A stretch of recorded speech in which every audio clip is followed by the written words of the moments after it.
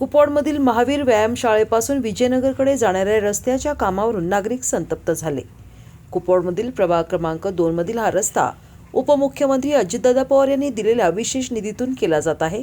सदरचे काम निकृष्ट दर्जाचे होत असल्याच्या कारणावरून नागरिक संतप्त झाले। त्यांनी संबंधित कॉन्ट्रॅक्टरला धारेवर धरून जाब विचारला आणि काम चांगल्या पद्धतीने व्हायला हवे याबाबत मनपा अधिकारी यांनीही समाधानकारक उत्तरे दिली नाहीत।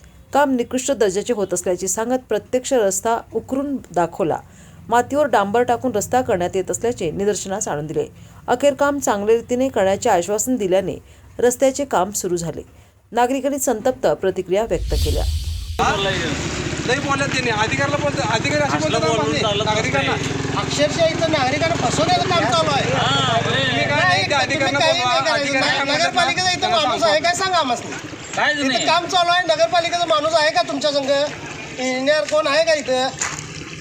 नगरपालिकेचा माणूस आहे का इथं? कामावर नगरपालिकेचा माणूस लागतो का नाही? नागरिक करू देणार काम म्हणून मेन म्हणजे नगरपालिकेचा माणूस इथं लागतो का नाही? तुम्हाला काय सांगितलं मी फोन लावू नका, पहिला सांगा मला त्याचं उत्तर द्या।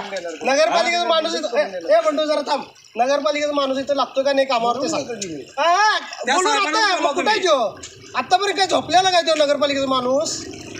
नाही, फक्त चुना लावायचं काम चालू आहे नगरपालिकेकडून।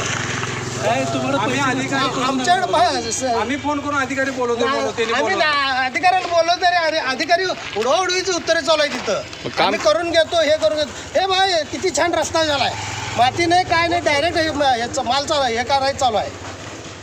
नुसता डांबर कमी काम चालू असताना नगरपालिकेचा माणूस इथं अवेलेबल असणं गरजेचं असतो। त्यांनी दाखवून ते GR मध्ये फक्त काय टेंडर लोकांची हे करायचं असते, नगरपालिकेचा माणूस इथं नाही म्हणून।